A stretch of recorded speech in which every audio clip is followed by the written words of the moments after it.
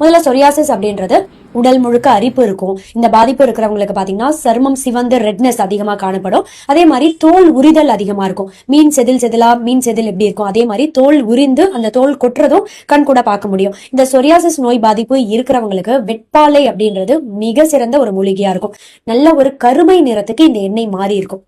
வெட்பாலை இலைகள் இந்த எண்ணெயில சூரிய ஒளி கதிர் படுது இல்லையா, அது மூலமாவே கருமை நிறத்துக்கு தானாவே மாறிடும். இந்த எண்ணெயை வீட்டுல ஏதோ ஒரு கண்ணாடி கண்டெய்னர் இல்ல ஒரு பாத்திரத்துல ஸ்டோர் செய்து எடுத்து வைத்துக்கோங்க.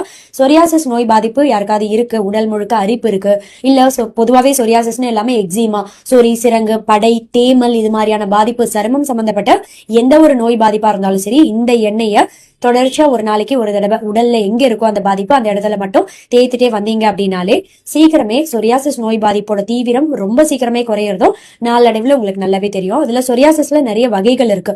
பல்மோ பிளான்டார்னு சொல்லுவோம். உள்ளங்கை கால் பாதத்துல மட்டுமே ஒரு பிளேடு வைத்து கட் பண்ணாம வெட்டு வெட்டா தென்படும் இல்லையா, அதையும் சீக்கிரமே சரி பண்ணிடும் இந்த வெட்பாலை இலை தைலம் அப்படின்றது.